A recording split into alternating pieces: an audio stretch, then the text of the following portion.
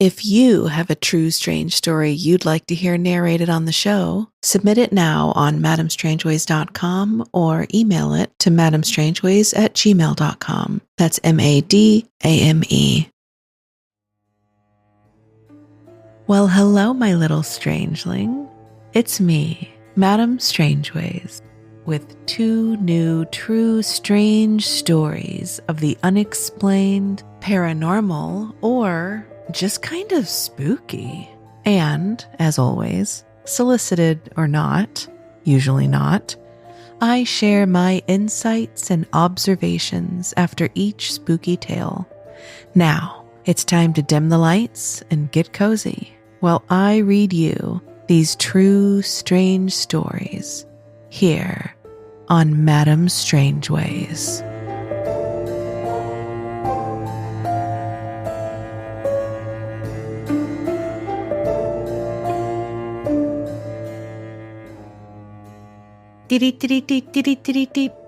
Breaking strange news.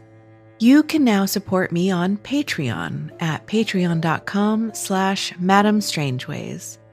And when you sign up for the certifiably strange tier, this is where you'll hear me give you a special shout out in every episode. You'll also get exclusive access to polls and help me decide which strange topics I'll... And now, on to the strange stories.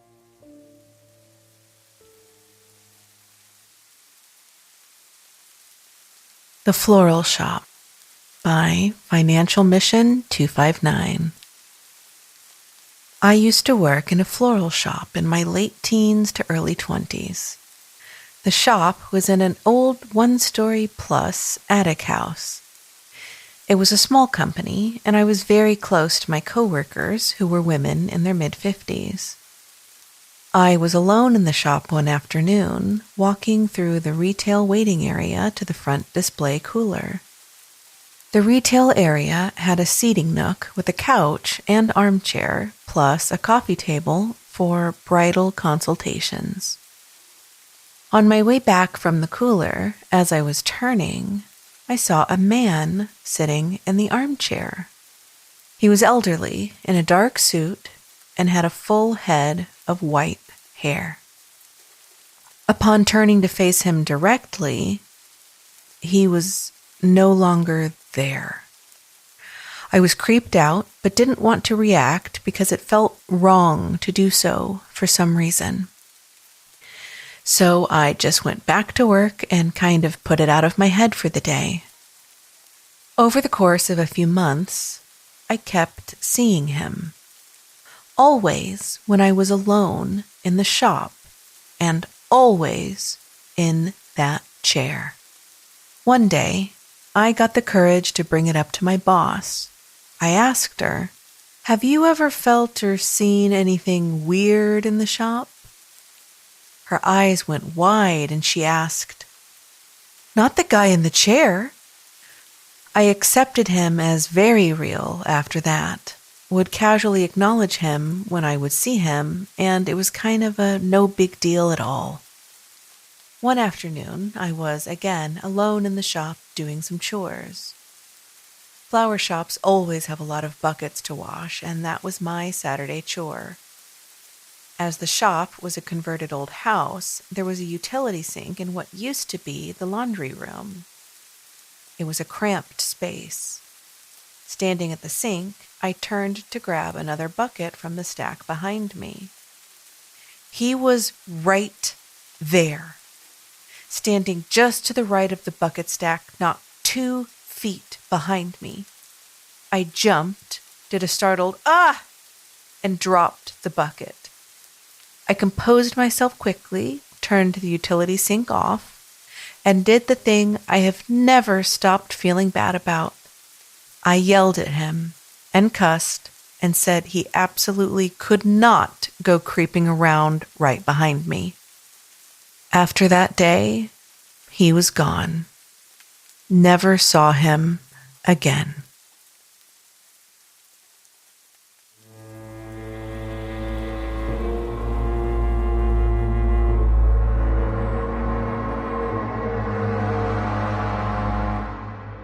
Oh no, never saw him again. Oh, that's so sad. Like your flower shop ghost buddy. Although, okay, I don't think this is your fault. I don't think this, I'll tell you why. Because he kind of overreacted.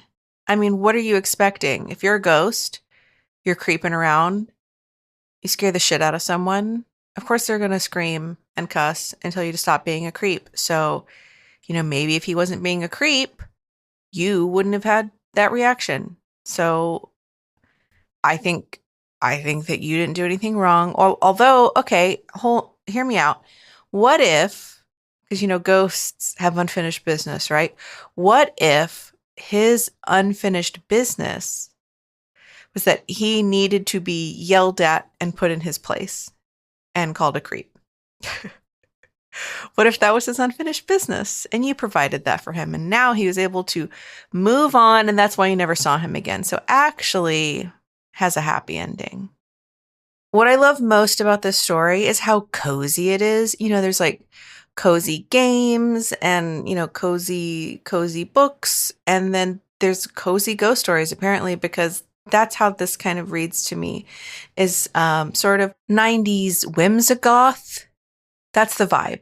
It's like this is a cozy Halloween ghost story movie, and there's a romance in it. And like the ladies that work at the shop that are in their mid-50s, they're kind of playing matchmaker, and the house is kind of in disrepair, but not unloved, not like neglected disrepair. It's just a well-loved house that's seen a lot of stuff. So I'm fully greenlight this movie. I want to watch this movie. I think it needs to have Stevie Nicks, needs to do some music. This is basically just sort of like the 2024 Practical Magic reboot is really what the story is giving me. I don't know, I'm just loving it. I think this is a great story. I was so drawn to this story because of just the vibes that I got from it, but also very scary because you look over and you see a man in an armchair, sitting in an armchair. You see him, not just like, did I see someone? You're like, I saw this old man, dark suit, head full of white hair, sitting in a chair. And then when I look again, he's gone. There's no old man. There's no old man with a full head of white hair and a dark suit sitting in a chair. No, the chair is empty. I do. What I also love so much, maybe love is not the word, what I find really fascinating is that in so many of these ghost stories, everyone just sort of agrees silently to just not talk about this stuff. Like, I'm not going to think about it. I'm not going to talk about it. I'm just going to act like nothing happened. And then, of course, everyone is experiencing the same thing. It's just everybody's in deep denial, like fingers in their ears. La, la, la, la. There's no ghosts here. There's nobody here but us chickens. Definitely no ghosts. Of course, your boss has seen the guy in the chair. That's what's crazy. It's not even like, oh, you've seen the old man, or like, oh, you've seen the shadow figure. They specifically say, not the guy in the chair, which is exactly what you saw after you saw it. And you didn't even talk about it. Ooh, goosebumps. Now, this author did tell me that there are more details about this story and there are other stories, but I was too impatient. To wait, and I really wanted to share this story. So I will give an update if I get an update, and I will share future stories if I get those. But loved this story. I'm ready to watch the movie. Tell me who you think should star in it. Who are the love interests? What's going on? Is there a plot twist? Is the old man in the chair the love interest? Is this a ghost, capital G ghost, the movie? Is this a ghost situation? Let me know what you think.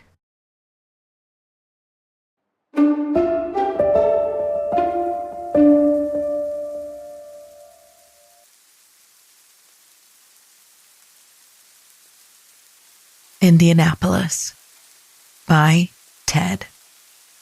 I will preface this story with me experiencing paranormal events in the past, but rarely seeing apparitions. I've seen them maybe twice in my adult life before this, so what happened here is extraordinary. We went to Indianapolis to attend a cousin's wedding. It was a large group of us, including everyone in my immediate family and some other cousins. We booked a large multi-room house on Airbnb to stay in. The first thing I noticed when I pulled up was how Victorian and old the house looked. It was in a historic part of Indianapolis, and I figured the owner is smart to turn an older building into an investment opportunity. We stayed in the house and got ready for a few days of activities.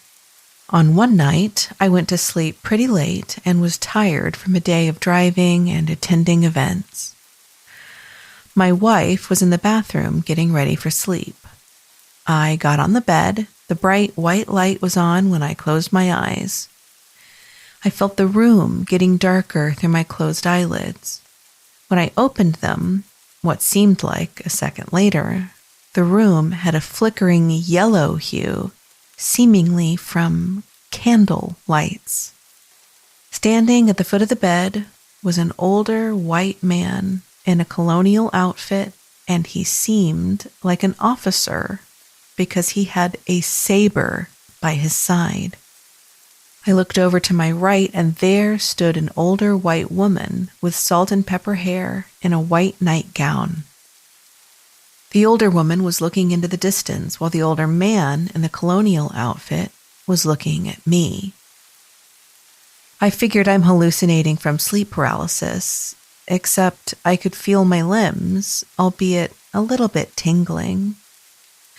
I pushed myself to sit up, and the older woman turned to look at me. I realized I am awake, and this is not sleep paralysis. I closed my eyes to avoid their stares. When I did, I saw myself standing on the sidewalk at an intersection. I looked up and saw the signs for the cross streets, Pennsylvania and 22nd. A sedan was speeding and crossed the intersection. It hit a pedestrian. The pedestrian's face zoomed into mine. I saw her, an older black woman with a short buzz-cut hair. A name appeared in my head. Wendell. I jolted awake, yelling help, but only whimpered. My wife came out of the bathroom, asking what happened.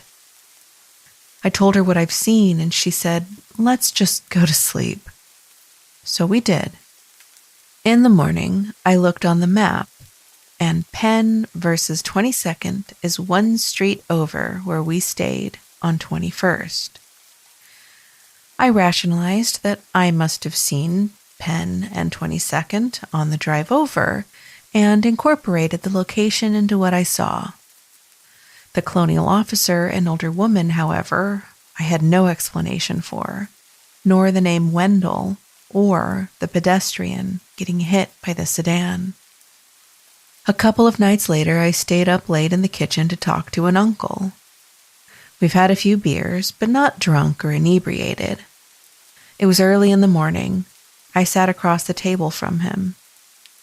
Behind his head on the wall was an oval vanity mirror, angled downward, so I could see his reflection and mine. I glanced up at the mirror in the middle of the conversation and saw a dark shadow figure moving on the wall behind me.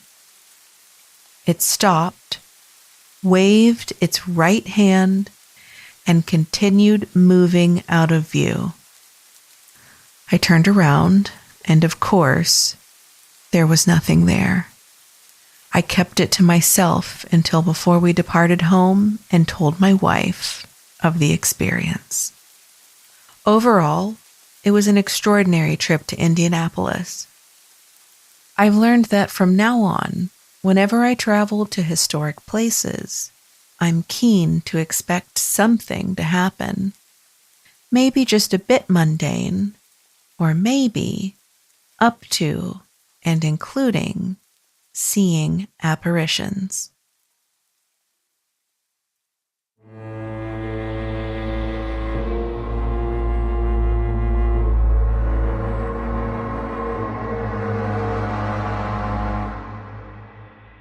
Ted, thank you so much for another one of your eerie stories. Your stories always tend to have, if anyone hasn't, if anyone hasn't listened to previous episodes, Ted has had a couple stories, and he has some more. So, what I tend to find in Ted stories is that there is usually an aspect of some sort of dreamscape where, are you seeing the future? Are you seeing the past? What's going on? Who are these people that you're seeing?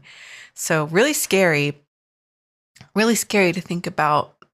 Are you being communicated with in your dreams? I've mentioned before in previous episodes that a dream state is typically when you hear people saying, well, the Fae like to communicate through dreams, the dead communicate through dreams. Like our minds are just more open to different possibilities and, frequencies and etc. Kind of similar to the reason why children are more susceptible.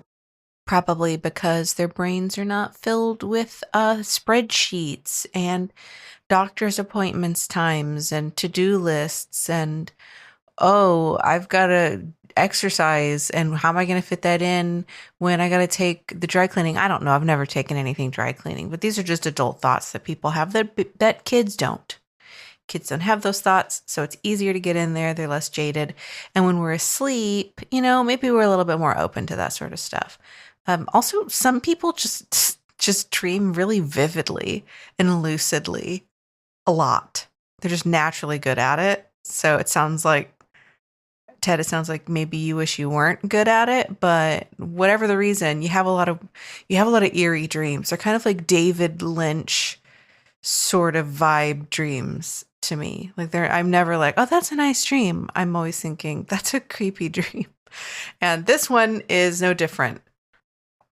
Now, I did do some research, and by research, I mean Googling. I did do some Googling for accidents or deaths near Pennsylvania and 22nd in Indianapolis. I looked for any news happening on those cross streets. I couldn't come up with anything. I also searched for Wendell death, Indianapolis, Wendell, Pennsylvania 22nd, accident, Pennsylvania 22nd. I couldn't find anything. But you know what? Here's what I'll say. Google, I don't know, at the time of this recording, so 11/10/2024, Google sucks now. Google sucks now. I don't know if anyone else is noticing it. The AI stuff that they're using in Google makes it impossible to search for things. I used to be so good at Googling. Now Google thinks it knows what I want, and so it gives me those results, but actually it doesn't have any idea what I want. It's wrong. And so it's giving me completely unrelated results. Even if I put things in quotes, you guys seeing this? Sorry, we're going on this. This is the rant that we're going on right now. I'm sorry, Ted, pause. I need everyone to tell me, are they experiencing this with Google? I've even looked into how can we roll this back? Can we access a good version of Google still? Nope, not that I can find. So if you know of one, let me know. But I did search for it. But you know what? Maybe I should have binged it. Maybe I should have binged it or DuckDuckGo'd it. Or is Ask Jeeves still a thing? I'm going to need to expand my searches because this is not tenable for my research. So I couldn't find anything. That doesn't necessarily mean that nothing happened at that cross street. Or, you could argue that this is something that hasn't happened yet. That there will be something that happens there. Although, if it's a portent of upcoming death that you've experienced, you're having some clairvoyance, you're seeing into the future, then what is that figure that's lurking around the kitchen while you guys are just sitting and hanging out, having a nephew to uncle convo? And there's this shadow lurking around, this shadow creature. And so what's that? Who's that? Is the dark shadow figure connected to the name Wendell that you dreamt about? Or is the shadow unrelated to Wendell? Is that Wendell? I also keep thinking about the song Mr. Wendell. Mr. Wendell, yeah. Ooh, Mr. Wendell. I hope it doesn't get taken down because I did that little bit of a song, but it's a great song. It's a really good song. I bet it's got a really good message thinking back. I can't really remember a lot of the lyrics, but I don't know. You know what? Pause. We're going to see. Does that song have anything to do with Indianapolis? Unfortunately, there does not seem to be any connection between the 1992 Arrested Development song, Mr. Wendell, and Wendell from Your Dream. First of all, they're spelled differently, so doesn't seem to be any sort of connection there, but it is still a bop, so I still recommend listening to it. But in your bedroom, you had the old colonial soldier officer and then the old woman like in her nightgown, which is so weird and scary. But you've got these two people that you're seeing in the house. Are they related to we're going back a little bit. Are they related to the shadow figure? Is the shadow figure related to them? Are they related to the accident? But when you see these apparitions, even if it's, even if it's in a dream, when you see these apparitions, what a lot of people attribute this to is what they call stone tape theory. If you're unfamiliar with the stone tape theory, it's more or less that places have memories.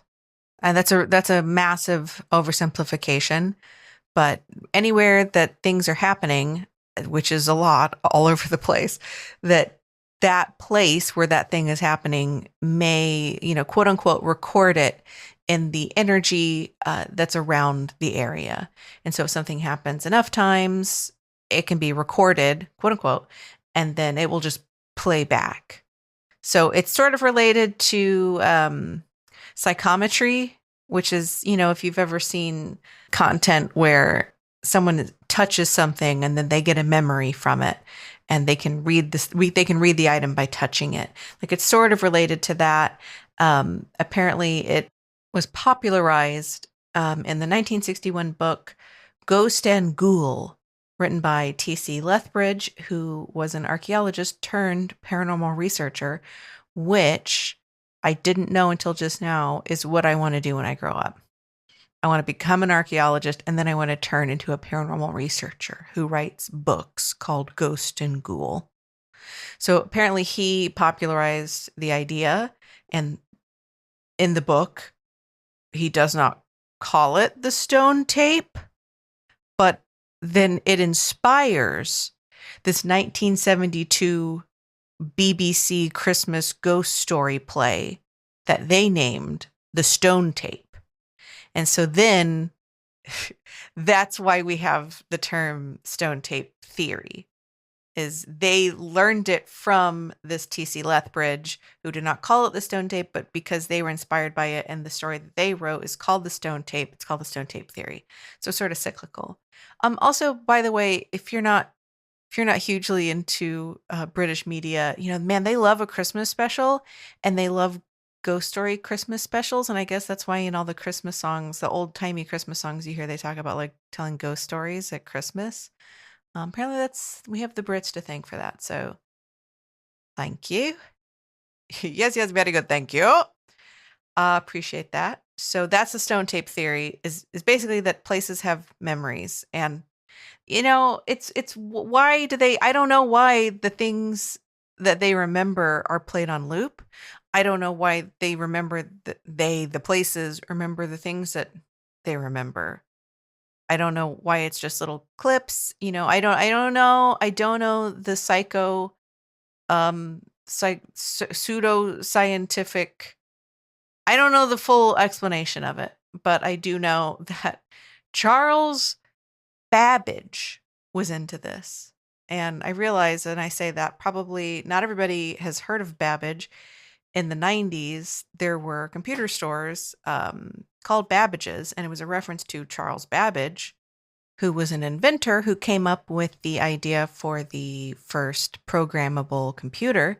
Except, I'm sorry, we've gone on too many tangents here, but I'm sorry, I can't let this stand. Ada Lovelace, who is the actual first computer programmer and who is a woman, was corresponding with Babbage during his development of his analytical engine. And just FYI, she developed the algorithm that would enable his engine to calculate some kind of complicated number sequence that I don't understand and would never claim to.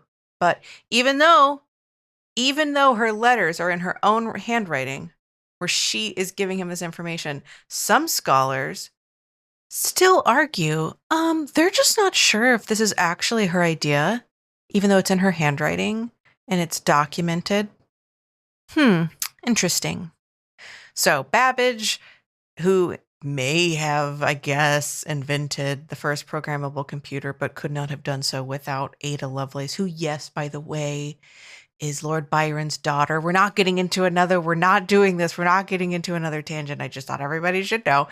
Yes, Charles Babbage also bought into the stone tape theory. A lot of people just consider it as fact these days, but at the time it was kind of novel, and the spiritualist movement and etc. So stone tape theory would neatly explain why you saw a colonial soldier and then some strange old woman in a bed, in her bedclothes, in her nightgown, hanging out in your bedroom. If it's a historical building, which you said it was, it stands to reason that both of them have been in that space, occupied that space over time, probably not at the same time. And stone tape theory just happened to take a little snapshot at both of them and played it back for you when you were most open to seeing it. And that was when you were asleep, because you see a lot of stuff when you're asleep, Ted. You see a whole lot of stuff. I see a lot of stuff too, but it doesn't make any sense. Like one time I had a dream that I adopted a baby pig, and then suddenly, just in the blink of an eye, she was walking out the door and had turned into more of a little girl than a little pig. And she turned around and she said, "I'll be back Thursday." And I was like, wait, what? They grow up so fast. So I don't have the sorts of dreams that Ted has. Ted's dreams are like a shortcut beyond the veil, is all I can figure out at this point.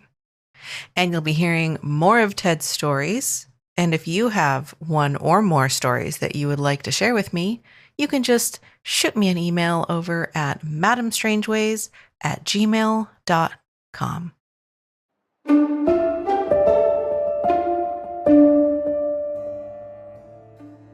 Thank you so much for joining me for such a lovely spooky time. Remember, you can feel afraid and not be in danger. If you've enjoyed yourself, please follow the podcast so you can get alerts when new episodes come out.